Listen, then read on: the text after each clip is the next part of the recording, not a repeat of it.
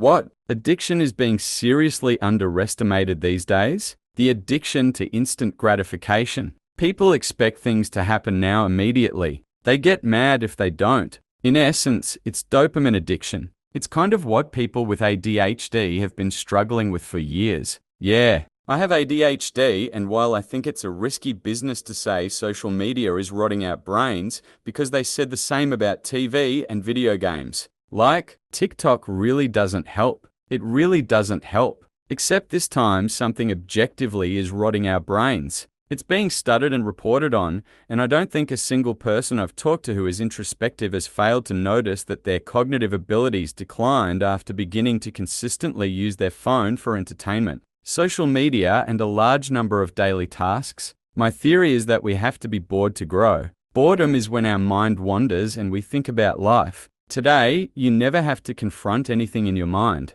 You can deal with whatever situation is in front of you, and then immediately retreat into your short videos to avoid processing it. Think about all the good ideas you come up with when you're somewhere and not plugged in. They're called shower thoughts for a reason. I'm genuinely so stupid now. I understand there's cognitive decline as we get older, but I'm in my 30 seconds and genuinely not as smart or driven as my teenage self. Man, this thread hits close to home. I had an epiphany a couple weeks ago that I too was suffering from brain rot. And over the last 10 years, I had slowly become stupid. And stupidity leads to anger. So I've been reading more books and less social media bullshit, and I've already had a few realizations about what is going on. I've had this weird underlying anxiety depression for years, and I already feel like it's starting to fade as I redevelop my curiosity. I have to stay away from TikTok because of my ADHD. I get extremely addicted easily. When I was going on it, I noticed my attention span for everything around me becoming almost non-existent. I have this with YouTube shorts these days. I get lost in them, and I know I get lost, and I still don't really want to stop. I can see it when my kids watch movies. They don't want a story or character building in the beginning, they find it boring. They just want instant action, like in the Avengers films. My son was the same. He would get upset if the movie wasn't going fast enough for him. He was constantly asking, when will the fun parts come? Make him watch Bambi. Be like, the exciting part happens right at the beginning. To be fair, I think this has always been a thing with children. I remember vividly, back in, 2002, my dad would watch Star Wars episode I Phantom Menace on VHS, and I'd constantly ask him why they were talking. Fast forward to the fighting. I was probably 5-ish. Somehow I read that as I was probably Sith. I absolutely agree. I'm a phlebotomist at ARC, and the amount of people who get really mad at us for going through their health history screening because it's not instant. I hate it, and they're always on their fucking phones during it. This is true. People are so afraid of being bored. What is really sad is that there are so many fields, history, archaeology, space, etc., having golden ages of discovery. Too many wonderful and extraordinary things going on. The addiction to outrage. It's everywhere and it's exhausting. Oh, this is a good one. For certain. Addiction to performative offense. I was coming to say energy drinks, but I think you won this round. I feel like we are all so numbed by electronics that outrage gives us a little shot of adrenaline, which becomes addictive. This is an outrageous take. Damn. I was going to say social media, but you win. This is the best answer. The two go hand in hand. I've never heard it described better than a commentator who once said that taking umbrage is the new American pastime. My friend's dad posts on Facebook 15 to 20 times a day about whatever Fox News tells him he should be outraged by. Currently it's the violent left, and then even fabricating a story to create outrage. Like that lady who wrote loser on her Starbucks cup, then took to social media claiming the barista did that after she requested it say Charlie Kirk. She made the whole thing up just to incite outrage, and could have gotten that innocent barista hurt. WTF did you just say? Gambling. It's everywhere. Every other commercial is about sports betting. And there's a little disclaimer they throw at the end that's barely audible. It's rampant and casinos are being built everywhere. I'm not a prude, I don't care if people gamble. But the way it is being promoted is insanity, as if it won't ruin a lot of lives. This comment brought to you by StakeBet365, BetMGM, FanDuel, DraftKings, Underdog, Betas. There's so many of them it's hard to keep track and they are everywhere. on the radio, on TV, on game ads. It's madness. I spoke with a gambling addiction expert and it was eye-opening. As he put it, every other addiction is visible, even if you're good at hiding it. Eventually, someone is going to notice you're addicted to booze, meth, heroin, etc., but with gambling, addicts can 100% hide their addiction until they have to tell their family they lost the house. It may not be as damaging to your health compared to drugs and alcohol, but it can do a lot more damage to your loved ones. The meteoric rise of gambling in the US will ruin a lot of families. This is basically my story. Lol. Checking my phone as if I were cheating, but it was to check the score of the game. I put 2 months pay on. Not everyone is the type to go down the rabbit hole of losing everything and then some, thanks to credit cards, but that is one surefire way to lose years of your life progress-wise. All of my friends sports bet. Basically everyone I know. I've maybe spent 50 ever on it and only on betting for my favorite soccer team. I really do wonder at what point he'll find out that it's taken a turn for one or more of them. We're still all under 30. Most don't have families yet. And betting has only been legal here a year or two. It's going to get interesting at some point, I suppose. It's also so easily accessible. With any other addiction, you have to go somewhere to get your fix, but with gambling, it's right there on your phone.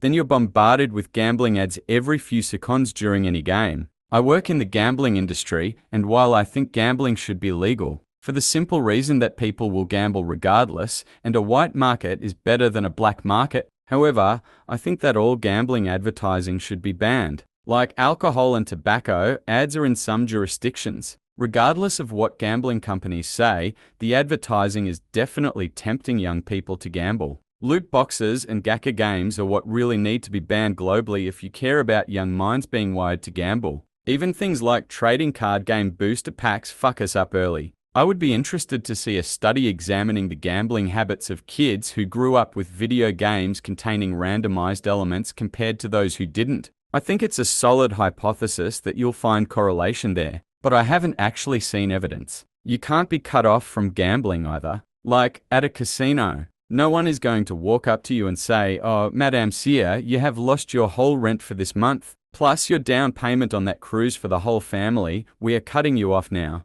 It is so scary and appalling. I am in remission for alcohol addiction and I would not swap it for a gambling addiction. No way in the world. It was 4 AM. I was playing 50-hand blackjack. I normally played 5 or 10 hand and used a card so they knew. Yelling for drinks after chugging almost everyone they brought me. 3 guys in suits come up with the waitress and tell me I've been cut off and gave me back my last 25 tip from the waitress. I asked to cash out. "Oh, no, sir. Sit. You're still allowed to play. We just can't let you have any more drinks. Good luck to you." I don't really remember how I got there that night, but when he said that, it sobered me up quick. I realized how fucked up it was. They wouldn't let me drink anymore, but encouraged me to keep gambling. To this day, I haven't been back, but saw a glimpse into how bad I could have fallen. Edit to add. Sadly, yes, I was trying to get back to even. I had not won big and moved tables. My kids are constantly being marketed these mystery toys where there's like 10 different versions of something and you don't know which one you're going to get. And there are rare ones. It just feels like they're trying to train my kids to gamble, and I'm having to constantly try and train them to recognize that and understand that it's not a good thing. Hard concept for 8-year-olds. Even the get-rich-quick investment type bros. They're gambling in the same way. Puts and leverage. Analyzing past charts to predict the future, etc. Kicked off around COVID. Not sure what it's like for the rest of the world. But in the UK, they play the tagline when the fun stops. Stop, which to me only further backs up that betting is and can be fun rather than some form of help. The adverts themselves too, over here, make it out as if you'll be the coolest bloke in the bar if you put a bet on some football game which is more important than the sport itself. Advertising gambling really needs to be illegal. Like advertising cigarettes. I don't care if people gamble either, but I'm so sick of every other ad I see being some form of gambling. I'm an elder millennial. I ran into an old high school teacher recently and he said it has become impossible to deal with the kids' vaping and FanDuel habits. Apparently it's all they do talk about. Phones. Not only is it affecting people's brains thinking, it's also affecting them physically. Can't be healthy to be hunched over phones so much. Could be a lot of future back neck issues. I think this is already the case. I'm 30 and work at a computer all day. I'm already developing a forward head posture. You actively have to stretch and work against it BC to an extent. It's normal. If you look around when you're out, you'll see a lot of young people with forward head posture. It's crazy once you're aware of it. Sedentary. Anyone who works sits at a desk should have a rising desk. It will literally change your life and hopefully prevent people from the horribly sad effects it has during old age. My buddy works a desk job and he was telling me how he wakes up, scrolls his phone, then stares at a computer screen for 8 hours. Then he either watches football or plays video games, then stares at his phone before bed. It's depressing to think that's what a lot of people's lives have come to. Ever since he said that to me, I can't get it out of my head. That's why I play Nintendo on my tummy, kicking my feet around to balance it out. Compulsive use of them and intended outcome of their design actually changes the physical structure of your brain. Remember the humans on Wall-E? I've noticed that I pick up my phone and check things without really thinking about it in the middle of other tasks all the time. It's really annoying. Like I finish a page chapter in a book, then my phone is in my hand, grilling food and waiting until I need to do the next step. Phone in hand instead of just enjoying the outdoors. A bit of downtime at work, well, hop on Reddit like I'm doing right now. Guys, I learned how to kick my social media addiction and I no longer feel the need to give my input to total strangers on random topics. Gosh darn it, there I go again too. ChatGPT addiction. Seriously? There are people out there who can't leave the app alone and interact with it as if it's sentient. Yes, it's starting to get studied more, but people have reported to go into psychosis because of it. Most LLMSI chatbots are designed to use language like, "Brilliant idea, you're onto something. Here is something to support that." I believe the axiom is called folie à deux. It fools itself and you. A friend of mine has started incorporating ChatGPT into her woo-woo shit and it's like a horrific feedback loop. Anytime my sister has a problem, she'll say, "Well, I asked Chat and it said blah, blah, blah. This needs to be higher up." In my opinion, I work at an engineering firm and we take on a COOP student every 4 months. The newest COOP student is dependent on ChatGPT. He'll look up anything with it and just take it as fact. I've already had to have a talk with him to say we cannot use ChatGPT for anything in our line of work. My mum used ChatGPT to prove that she's a good parent and that I'm a bad kid. It was weird AFBC, the bot seemed to be talking to my mum in the way a pastor talks to people. And the language wasn't good English, but still better than the way my mum speaks. Sleep deprivation. It doesn't get called an addiction, but so many people are hooked on pushing bedtime later for one more episode or endless scrolling, then propping themselves up with caffeine the next day like it's normal. I've definitely fallen into that cycle myself, and it's wild how fast it starts to feel normal. Mine isn't because of the thrill of one more episode or scrolling. It's revenge bedtime procrastination. The sooner I go to bed, the sooner tomorrow comes. The sooner my time ends, the sooner I'm back on their time. Beyond that, I just work 13 hours. I know I need to go to sleep now, but I need to decompress to do that. Go to bed now, lay there for at least 30 minutes to get 6 hours of MEH sleep, or stay up for an hour or two, game or watch something. Turn my brain off a little and plop into bed for 5 hours of sleep. It's a very legitimate calculation, IMO. I mean, isn't sleep procrastination also a thing? Like if I go to bed now, that means I'll have to get up and go to work. But I want to enjoy my time away from work. I guess I'll just enjoy it a little more. It's kind of a result from burnout, but also fuels burnout is my understanding. I think the worst thing about vaping is that there's no natural stop. With cigarettes, once it's finished, it's finished. With a vape, you can puff it compulsively all day, like I do. I originally switched to it from CIGS, but it honestly felt harder to quit or simply not do because of the ease of accessibility. It took being hospitalized from COVID to finally quit all of that for good. Lol. Alcohol. No matter how much attention it gets, it causes more grief than that. Also, online gambling is a pestilence. It would be way better to just hundreds of bookies in every state and regulate the hell out of it. I think the problem stems from much deeper. Modern society is constructed in a way that puts a lot of pressure on its members.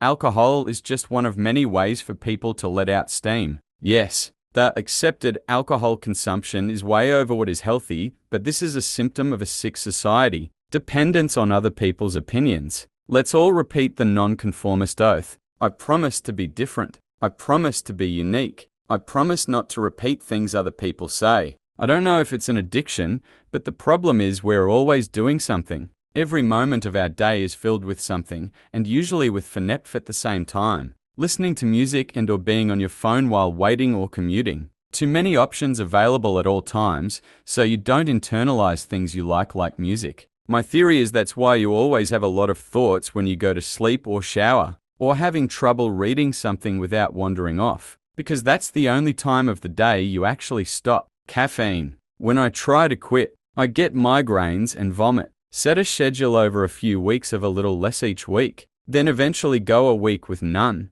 It will blow your mind. The first cup of coffee after that week. Also, you'll learn you can be surprisingly effective without it. That said, after my yearly week without, I normally get back to 2-3 cups a day in short order. But it's a good reminder. I also go most Sundays without it. That helps. Came here to say this. Caffeine addiction is so normalized in modern culture. People forget that caffeine is a drug. To make it worse, caffeine addiction is often viewed as a good, productive thing in school and workplace environments. Caffeine doesn't play well with my anxiety, so I don't use it anymore. Fortunately, I never got addicted. Cutting it out definitely helped reduce my anxiety. You don't want to go cold turkey with it then. You want to taper it. If you drink a coffee every morning, just for example, start by halving that for a week or so. Then halve the half for a week or so. Keep doing that until it's practically nothing and then jump off completely. If your caffeine intake isn't as quantifiable as 1 cup of coffee every morning, start by making it a quantifiable routine so you know when to decrease. Even if it is something like a cup of coffee every 2 hours or something, it would at least be a start. Junk food in general. I have a major program using sugar and fats as some kind of emotional crutch, and I can't stop. And unlike drugs, I can't avoid being around it to at least some degree. I really wish I could get a handle on my self-control. It feels like this automatic thing I do, but I don't even get the up that I used to feel. And instead, it's just mindless eating as a salve for the modern miseries of modern life and being a wife and a mum. And I've ruined and am ruining my body, but no one checks into rehab when they're generally functional but are slowly killing themselves with chocolate and fried food. Weed. The amount of people who say you can't get addicted to it is crazy. You can technically get addicted to everything that stimulates your brain's reward center. Drugs, food, exercise, you name it. Yeah, everyone says weed addiction isn't real, so I just keep my mouth shut, but I've genuinely been struggling for years. Right, it just doesn't have the destructive force of some other drugs. I've been smoking an unnecessary amount of weed for most of my life. I do it without even thinking about it. First thing in the morning every day. I'm sure my life would be better without it. I don't even know where to begin trying to quit. I always think of that scene in Half-Baked where he goes to rehab for weed and everyone just laughs at him. The answer is to stop buying it. For me, getting to sleep takes significantly longer for a few days, but after that it's not bad. When I have it around, I'm using it. I'm sure daily users will think that's oversimplified, but this is my experience. The same thing goes with junk food. If it's not around, I won't be tempted to use it. It's a misconception that comes from the fact that weed is a non-addictive drug, which just means when you suddenly stop smoking, you're not going to get withdrawals. But you can absolutely get addicted to weed. You can get addicted to just about anything. In the us highly processed foods and sugars, work, like our addiction as a society to overworking and how we treat it, like someone's career is the only thing that gives them value. Sports gambling. It's being pushed every second of every day. Blows my mind how it's all still legal. I'd be willing to bet that there are many people in way over their heads with it. It gives you the dopamine you get from being with a partner without the hassle. Slowly you become more antisocial as you can easily get it. Also, it can cause impotency. Normalizing abusive sex, reducing women to mere objects, etc. Worst part is that it's done in secret. Free if you can afford internet connection and no visible short-term health effects and taboo on speaking up.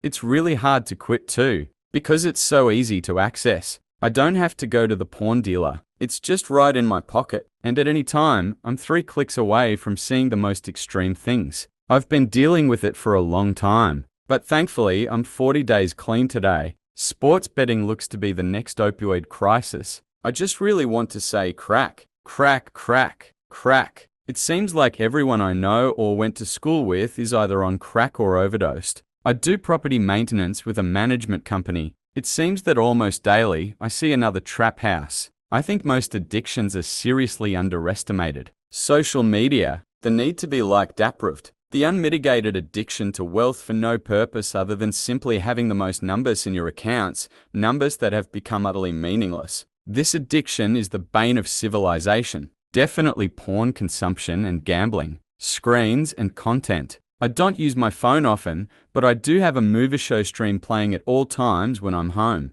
The noise feels like company, and without it, it's eerily quiet. Just overconsumption in general. Influencers saying run, don't walk to buy this XYZ product. Or the Stanley Cup stuff where people are lining up for it. The daily TJ Maxx hauls. Buying 5 of the same purse because it was only $29.99. Or those people who make incessant videos about being on the hunt for a gimmicky bitted bag and buying other stuff they see first and don't need. There were content creators I had to block because that's all their content became. And then other people see it and think, wow, how fun. And then become addicted to the thrill of the hunt and go into mountains of debt because they're being told everywhere that you absolutely need that ugly bitted bag. It's exhausting. There are people dying of starvation in Gaza. Our landfills are already overflowing. Our thrift store prices are going up because people keep thrift flipping, making it inaccessible to people who actually rely on thrift stores to clothe themselves. Enough of buying shit, people. Gambling young men, especially via phone. Porn addiction by far, and it's not even close. Absolutely. It's out of control, and this applies to all ages, genders, and races. Short-form video in general. TikTok. IG Reels, all of it. The swiping doesn't end and you rarely feel better at the end. I have close friends who express genuinely disliking how they spend hours of their time, but they find it impossible to stop. Oh God, yes. They say kids can't even watch movies anymore and that's so fucked. Zin, that shit is fucked up. Gambling. People are gambling on phones left, right and center. It's out of control. Gambling. Shit is everywhere but thinly disguised. Options trading, sports betting not disguised, surprise boxes and trading cards. Cell phones, smartphones cease quickly. Read or listen to How to Break Up with Your Phone by Catherine Price or any number of podcasts with her. It's an eye-opener, no pun intended. Addicted to being woke, politically active on the social media yet doing nothing to change the real world around you by engaging in local politics or running for offices and helping making small changes that influence others to do the same. Instead, we're just influencing others to do the same online. Loki. Sleep deprivation is an addiction no one talks ABD. Shopping. For example, look at all those TikTok hauls. Gambling. Because it doesn't physically damage you like drugs and alcohol. People seem to forget how it can really ruin your life. Over a brief multi-month span of frequent gambling, I had plenty of days where I'd blow my entire weekly paycheck in a couple of hours and ran up credit card debt to pay my bills and necessities. I'm all about people making their own decisions, but gambling seems promoted today with the constant sports betting and slot machines commercials. Dopamine addiction in its myriad forms. Whether it's gaming addiction, instant gratification, sugar,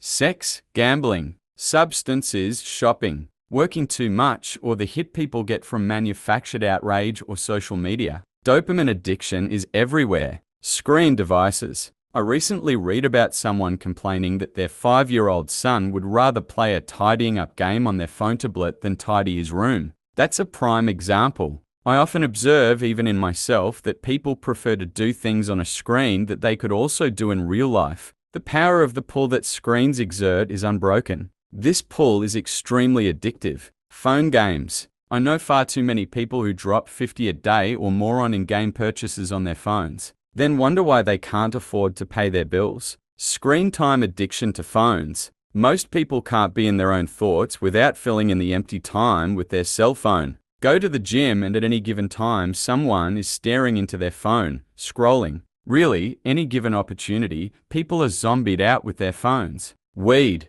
It should absolutely be legal, but people pretend that you can't actually be addicted to weed, which is ridiculous. You can be addicted to anything that releases dopamine. I love weed, but until I stopped smoking daily, I never realized how addicted I was. Sugar and children. It's crazy. Addiction to high-potency THC is being seriously underestimated by the general population. Anyone in medicine or psychotherapy world knows, but largely ignored by most of our society. Pervasive negative impacts. Addiction to the damn phone. Sugary foods like candy and sweets. You can purchase soda and candy at the gas station and be under 18. Most cereal is just full of sugar. That we are basically encouraging diabetes and obesity. I think it's a worse problem compared to tobacco, alcohol, or even hard drugs because of the age limit and legality. It's too easy for a child to get addicted to sugary food and be diabetic before becoming an adult. Sugar addiction is seriously underestimated,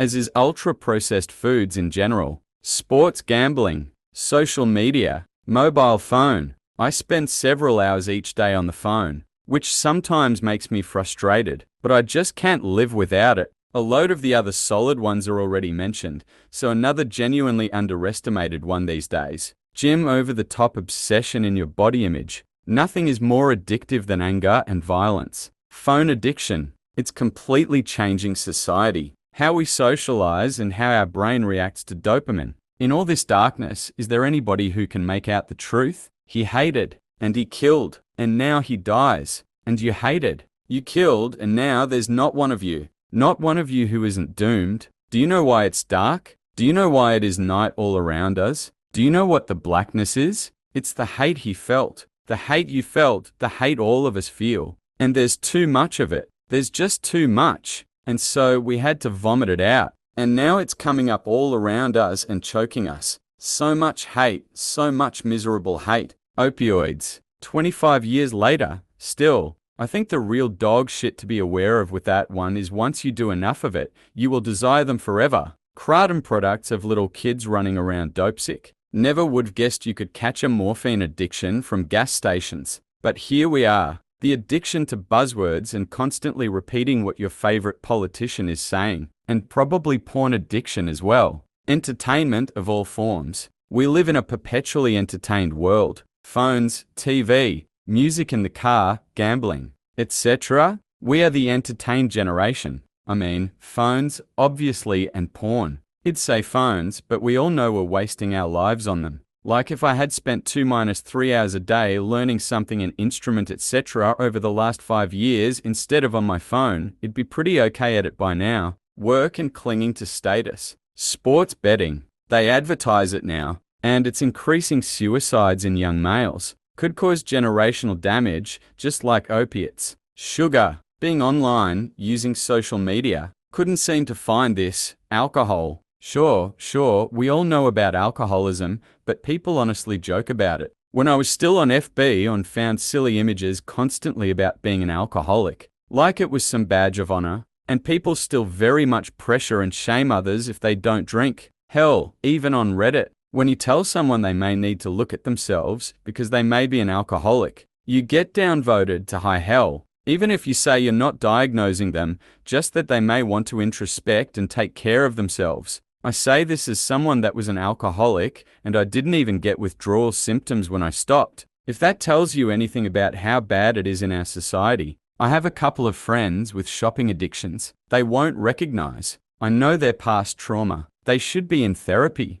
They won't go to therapy though because they say they can't afford it because of all the shopping. This fucking question being asked once a week. Doom scrolling for me. I often go to sleep like 2 hours too late because of it. I'll admit I'm addicted to my phone. Reading the news doom, scrolling, watching videos and keeping up with technology and trends is exhausting. I think we all need a break from information overload. It's just too easy to get the answer to any of your questions or to communicate with anyone. Alcohol. You shouldn't have to be drunk to have a good time. Gambling, it's absolutely everywhere. Gambling. Betting apps make it worse, and there's very little indication and no physical symptoms like there is with alcohol and drugs to alert loved ones, friends and family to the devastation gambling addicts go through losing jobs, friends, marriages and family and being ruined financially. Online shopping, rage baiting, gambling. It's even more devastating because of gacha games and kids getting access at a younger age. Marijuana. It actually can be addicting, especially for people who have mental health issues. I was addicted for years and have 110 days clean now. Culture acting like it's completely harmless is actually super harmful, resulting in so much wasted potential. Pun intended. Online addiction, constant scrolling and procrastination. Caffeine. People completely disregard it as an addictive substance, but it absolutely is. Self-help content addiction, consuming advice nonstop but never taking action. Social media scrolling steals hours of life. Validation chasing, living for likes and comments. Smartphone dependency, can't be offline for minutes. Energy drink addiction, constant boost chasing drains health over time. Marijuana, especially in the US, where legalization is spreading rapidly. The psychological dependence and habits formed and remapping of dopamine pathways in the brain is a real challenge given the availability of THC-infused everything. Entertainment. When I was younger, there would be regular stretches where I would sit in silence doing nothing because there was straight up nothing to do. I got into things like playing instruments and learning languages because I was bored. People having cell phones have made people allergic to being bored for more than 5 minutes at a time, and I think it's bad for our minds. As proven by the question and comments below, negativity. Weed. It's probably the least dangerous recreational drug, and for that reason, people don't take it seriously. It can be abused like anything else. I smoke a lot. Not missing out, a game I love was doing a crossover into Fortnite, so I looked into it and the totality of the crossover was spend 20 for cosmetics, and they wouldn't price it like that if people weren't rushing to buy it up. Also, all the Gakapon games. The external validation addiction should be studied. Weed for me. Speaking from past experience, if you already have negative personality traits and self-control issues, it massively played into that for me. 3 years smoking daily and did absolutely nothing noteworthy in my personal life other than become even more antisocial, heavier and lack of interest in anything. 6 weeks sober now. Victim mentality. People get off on being a victim and announcing it on social media. They love the attention and likes it brings them. Not phones. Phones are a tool. It's social media making phones stupid. Seeing blood and death killing. Love addiction. The need for validation and attention from our peers and often complete strangers. Sleep deprivation. People treat it like a badge of honor, bragging about surviving on 3-4 hours a night, but it's basically a socially accepted addiction that wrecks your body, brain, mood, and relationships just as much as substances do. And most of us don't even realize how hooked we are on just pushing through until it breaks us. Many have said social media, but the social media doom loop, opening Snap and Instagram just to go back to an app you opened like 2 minutes ago.